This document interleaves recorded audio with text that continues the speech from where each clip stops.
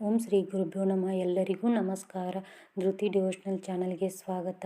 ಇವತ್ತಿನ ವಿಡಿಯೋದಲ್ಲಿ ಪ್ರತಿಯೊಬ್ಬರಿಗೂ ಈಗಿರುವ ಒಂದು ದೊಡ್ಡ ಗೊಂದಲದ ಬಗ್ಗೆ ಮಾತನಾಡೋಣ. ಈ ವರ್ಷ ವರಮಹಾಲಕ್ಷ್ಮಿ ವ್ರತವನ್ನು ಆಗಸ್ಟ್ 21ರಂದು ಆಚರಿಸಬೇಕಾ ಅಥವಾ ಆಗಸ್ಟ್ 28ರಂದು ಆಚರಿಸಬೇಕಾ ಎಂಬ ಪ್ರಶ್ನೆ ಹಲವರಲ್ಲಿದೆ. ಸಾಮಾಜಿಕ ಜಾಲತಾಣಗಳಲ್ಲಿ, ಯೂಟ್ಯೂಬ್ ವಿಡಿಯೋಗಳಲ್ಲಿ ಮತ್ತು ಪಂಚಾಂಗಗಳಲ್ಲಿಯೂ ಬೇರೆ ಬೇರೆ ರೀತಿಯ ಮಾಹಿತಿ ಬರುತ್ತಿರುವುದರಿಂದ ಹಲವರಿಗೆ ಗೊಂದಲ ಉಂಟಾಗಿದೆ. ಆದ್ದರಿಂದ ಈ ವಿಡಿಯೋದಲ್ಲಿ ಶಾಸ್ತ್ರ, ಸಂಪ್ರದಾಯ ಮತ್ತು ಪಂಚಾಂಗದ ಆಧಾರದ ಮೇಲೆ 2 ದಿನಗಳ ಮಹತ್ವವನ್ನು ಸರಳವಾಗಿ ತಿಳಿದುಕೊಳ್ಳೋಣ. ಮೊದಲಿಗೆ ಒಂದು ವಿಷಯವನ್ನು ಸ್ಪಷ್ಟವಾಗಿ ಅರ್ಥ ಮಾಡಿಕೊಳ್ಳಬೇಕು. ವರಮಹಾಲಕ್ಷ್ಮಿ ವ್ರತವು ಭಾರತದ ಎಲ್ಲ ಭಾಗಗಳಲ್ಲಿ ಒಂದೇ ದಿನ ಆಚರಣೆ ಆಗುವುದಿಲ್ಲ. ಬೇರೆ ಬೇರೆ ಪ್ರದೇಶಗಳಲ್ಲಿ ಬೇರೆ ಬೇರೆ ಸಂಪ್ರದಾಯಗಳನ್ನು ಅನುಸರಿಸಲಾಗುತ್ತದೆ. ಕೆಲವು ಕುಟುಂಬಗಳು ಶ್ರಾವಣ ಮಾಸದ 2ನೇ ಶುಕ್ರವಾರವನ್ನು ಅನುಸರಿಸುತ್ತಾರೆ. ಇನ್ನು ಕೆಲವು ಕುಟುಂಬಗಳು ಶ್ರಾವಣ ಹುಣ್ಣಿಮೆಗೆ ಮುಂಚಿನ ಶುಕ್ರವಾರವನ್ನು ಅನುಸರಿಸುತ್ತಾರೆ. ಆದ್ದರಿಂದ ಎರಡೂ ಸಂಪ್ರದಾಯಗಳಿಗೂ ತಮ್ಮದೇ ಆದಂತಹ ಮಹತ್ವವಿದೆ. ಇದೀಗ ಆಗಸ್ಟ್ 21ರ ಬಗ್ಗೆ ನೋಡೋಣ. ನಮ್ಮ ಕರ್ನಾಟಕದ ಅನೇಕ ಮನೆಗಳಲ್ಲಿ ವರ್ಷಗಳಿಂದ ಶ್ರಾವಣ ಮಾಸ ಆರಂಭವಾದ ನಂತರ ಬರುವ 2ನೇ ಶುಕ್ರವಾರವೇ ವರಮಹಾಲಕ್ಷ್ಮಿ ವ್ರತ ಆಚರಿಸುವ ಪದ್ಧತಿ ಇದೆ. ಹಿರಿಯರು, ಅಜ್ಜ, ಅಜ್ಜಿ, ತಂದೆ ತಾಯಿ ಹೇಗೆ ಆಚರಿಸಿಕೊಂಡು ಬಂದಿದ್ದಾರೋ ಅದನ್ನೇ ಮುಂದುವರಿಸುವುದು ಉತ್ತಮ.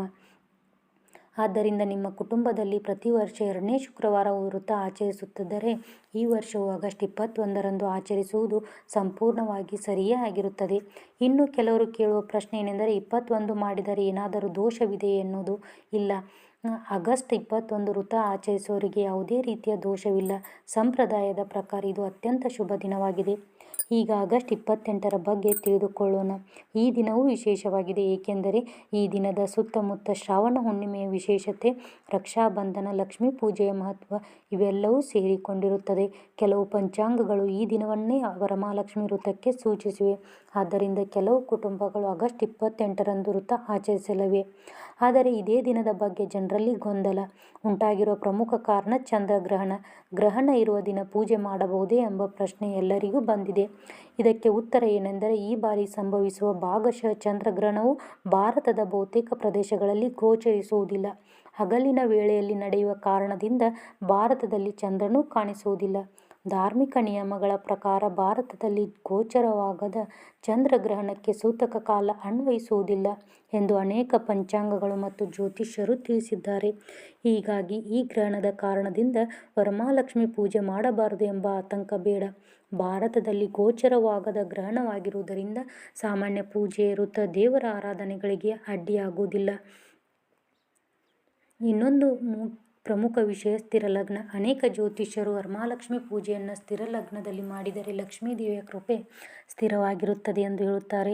ವೃಷಭ ಲಗ್ನ ಮತ್ತು ಸಿಂಹ ಲಗ್ನವನ್ನು ಸ್ಥಿರ ಲಗ್ನಗಳೆಂದು ಪರಿಗಣಿಸಲಾಗುತ್ತದೆ. ಆದ್ದರಿಂದ ಯಾವ ದಿನ ಆಚರಣೆ ಮಾಡಿದರೂ ಸಾಧ್ಯವಾದರೆ ಸ್ಥಿರ ಲಗ್ನದಲ್ಲಿ ಕಳಶ ಸ್ಥಾಪನೆ ಮತ್ತು ಮುಖ್ಯ ಪೂಜೆ ಮಾಡಿದರೆ ಅತ್ಯುತ್ತಮ. ಆದರೆ ನೆನಪಿಡಿ, ಲಗ್ನಕ್ಕಿಂತಲೂ ಮುಖ್ಯವಾದುದು ನಿಮ್ಮ ಭಕ್ತಿ ಮತ್ತು ಶ್ರದ್ಧೆ. ಸಮಯದಲ್ಲಿ 1-2 ನಿಮಿಷ ವ್ಯತ್ಯಾಸವಾದರೂ ದೇವಿಯ ಕೃಪೆ ಕಡಿಮೆಯಾಗುವುದಿಲ್ಲ. ಮನಸ್ಸಿನ ಭಕ್ತಿ ಇದ್ದರೆ ಅದೇ ದೊಡ್ಡ ಪೂಜೆ. ಇನ್ನು ಕಳಶ ಸ್ಥಾಪನೆ ಯಾವ ದಿನ ಮಾಡಬೇಕು ಎನ್ನುವುದಕ್ಕೂ ಇದೇ ನಿಯಮ ಅನ್ವಯಿಸುತ್ತದೆ. ನೀವು 21ರಂದು ವ್ರತ ಮಾಡುತ್ತಿದ್ದರೆ ಅಂದು ಕಳಶ ಸ್ಥಾಪನೆ ಮಾಡಿ. 28ರಂದು ಆಚರಿಸುವವರು ಅಂದು ಕಳಶ ಸ್ಥಾಪನೆ ಮಾಡಬಹುದು. ಎರಡನ್ನೂ ಒಟ್ಟಿಗೆ ಮಾಡುವ ಅವಶ್ಯಕತೆ ಇಲ್ಲ. ಹಲವರು ಕೇಳುತ್ತಾರೆ, ನಮ್ಮ ಊರಿನಲ್ಲಿ ಎಲ್ಲರೂ 28 ಆದರೆ ನಮ್ಮ ಮನೆಯಲ್ಲಿ 21ರಂದು ಮಾಡುತ್ತಾರೆ, ನಾವು ಏನು ಮಾಡಬೇಕು ಎನ್ನುವ ಪ್ರಶ್ನೆ. ಇದಕ್ಕೆ ಸರಳ ಉತ್ತರ ಏನೆಂದರೆ, ನಿಮ್ಮ ಮನೆಯ ಸಂಪ್ರದಾಯಕ್ಕೆ ಮೊದಲ ಆದ್ಯತೆ ನೀಡಿ. ನಿಮ್ಮ ಹಿರಿಯರು ಯಾವ ದಿನ ಮಾಡಬೇಕು ಎಂದು ಹೇಳುತ್ತಾರೆ ಅದನ್ನೇ ಅನುಸರಿಸುವುದು ಉತ್ತಮ. ಒಂದು ವೇಳೆ ನೀವು ಹೊಸದಾಗಿ ವ್ರತ ಆರಂಭಿಸುತ್ತಿದ್ದರೆ ನೀವು ಅನುಸರಿಸುವ ಪಂಚಾಂಗ ಅಥವಾ ನಿಮ್ಮ ಕುಟುಂಬದ ಪುರೋಹಿತರ ಸಲಹೆಯಂತೆ ದಿನವನ್ನು ನಿಗದಿಪಡಿಸಬಹುದು. ಇದರಿಂದ ಯಾವುದೇ ಗೊಂದಲ ಇರುವುದಿಲ್ಲ. ವರಮಹಾಲಕ್ಷ್ಮಿ ವ್ರತದ ದಿನ ಕೇವಲ ಲಕ್ಷ್ಮೀ ಪೂಜೆ ಮಾತ್ರವಲ್ಲ, ಸಂಪತ್ ಗೌರಿ ವ್ರತ ಪೂಜೆ, ಶುಕ್ರ ಗೌರಿ ಆರಾಧನೆ, ವೈಭವ ಲಕ್ಷ್ಮಿ ಪೂಜೆ ಮಾಡುವವರೂ ಇದ್ದಾರೆ. ಕೆಲವು ಕಡೆ ಸುಮಂಗಲಿಯರಿಗೆ ಅರಿಶಿನ ಕುಂಕುಮ ಕೊಡುವ ಸಂಪ್ರದಾಯವೂ ಇದೆ. ಬಾಗಿನ ನೀಡುವುದು, ದೇವಿಗೆ ವಿಶೇಷ ನೈವೇದ್ಯ ಮಾಡುವುದು, ಹೊಸ ಸೀರೆ ಸಮರ್ಪಿಸುವುದು, ಮನೆಯ ಅಲಂಕಾರ ಮಾಡುವುದು ಮುಂತಾದ ಪದ್ಧತಿಗಳೂ ಇವೆ. ಇದು ಕುಟುಂಬದ ಎಲ್ಲರೂ ಸೇರಿ ಸಂತೋಷದಿಂದ ಆಚರಿಸುವ ಹಬ್ಬ. ಆದ್ದರಿಂದ ಯಾವ ದಿನ ಆಚರಿಸಿದರೂ ಮನೆಯಲ್ಲಿ ಶಾಂತಿ, ಸಂತೋಷ ಮತ್ತು ಭಕ್ತಿ ಮುಖ್ಯ. ಇನ್ನೊಂದು ಮುಖ್ಯ ವಿಷಯ ಏನೆಂದರೆ ಬೇರೆ ಯಾವ ಮಾತು ಕೇಳಬೇಡಿ. ನಿಮ್ಮ ಮನೆಯ ಸಂಪ್ರದಾಯವನ್ನು ಬದಲಾಯಿಸಬೇಡಿ. ಸಾಮಾಜಿಕ ಜಾಲತಾಣಗಳಲ್ಲಿ ಹಲವು ರೀತಿಯ ಅಭಿಪ್ರಾಯಗಳು ಬರುತ್ತವೆ, ಆದರೆ ಪ್ರತಿಯೊಂದೇ ಮನೆಯ ಆಚರಣೆ ವಿಭಿನ್ನವಾಗಿರುತ್ತದೆ. ಆದ್ದರಿಂದ ನಿಮ್ಮ ಹಿರಿಯರ ಮಾತು ಮತ್ತು ನೀವು ಅನುಸರಿಸುವ ಪಂಚಾಂಗವೇ ನಿಮಗೆ ಮುಖ್ಯ ಮಾರ್ಗದರ್ಶಿ. 21ರಂದು ಆಚರಣೆ ಮಾಡಿದವರು ತಪ್ಪಲ್ಲ, 28ರಂದು ಆಚರಣೆ ಮಾಡಿದವರು ತಪ್ಪಲ್ಲ. 2 ದಿನಗಳಿಗೆ ತಮ್ಮದೇ ಆದ ಶಾಸ್ತ್ರೀಯ ಹಾಗೂ ಸಂಪ್ರದಾಯದ ಹಿನ್ನೆಲೆ ಇದೆ. ಆದ್ದರಿಂದ ಇದನ್ನು ವಾದ ವಿವಾದ ಮಾಡುವ ವಿಷಯವಾಗಿ ನೋಡದೆ ಭಕ್ತಿಯಿಂದ ದೇವಿಯ ಆರಾಧನೆ ಮಾಡುವುದೇ ಮುಖ್ಯ. ನಿಮಗೆ ಯಾವ ದಿನ ಅನುಕೂಲವಿದೆಯೋ, ನಿಮ್ಮ ಕುಟುಂಬದ ಸಂಪ್ರದಾಯ ಯಾವ ದಿನವಿದೆಯೋ, ನಿಮ್ಮ ಊರಿನ ಪದ್ಧತಿ ಹೇಗಿದೆಯೋ ಅದಕ್ಕೆ ಅನುಗುಣವಾಗಿ ವ್ರತವನ್ನು ಆಚರಿಸಿ. ದೇವಿಯ ಮಹಾಲಕ್ಷ್ಮಿಯ ಕೃಪೆ ಭಕ್ತಿಯಿಂದ ಪೂಜೆ ಮಾಡುವ ಪ್ರತಿಯೊಬ್ಬರ ಮೇಲೂ ಸಮಾನವಾಗಿ ಇರುತ್ತದೆ.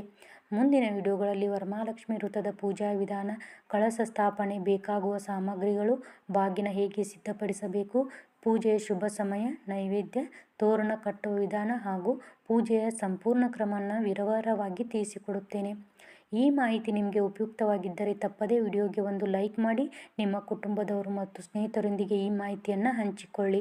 ಇನ್ನೂ ಧೃತಿ ಡಿವೋಷನಲ್ ಚಾನಲ್ಗೆ ಸಬ್ಸ್ಕ್ರೈಬ್ ಮಾಡದಿದ್ದರೆ ಈಗಲೇ ಸಬ್ಸ್ಕ್ರೈಬ್ ಮಾಡಿ, ಬೆಲ್ ಐಕಾನ್ ಒತ್ತಿ. ನಿಮ್ಮೆಲ್ಲರಿಗೂ ಮಹಾಲಕ್ಷ್ಮೀ ದೇವಿಯ ಅಪಾರ ಕೃಪೆ ಸದಾ ಇರಲಿ. ಧನ್ಯವಾದಗಳು. ಮತ್ತೆ ಮುಂದಿನ ವಿಡಿಯೋದಲ್ಲಿ ಸಿಗ್ತೀನಿ. ಸರ್ವೇ ಜನ ಸುಖಿನೋ ಭವಂತು.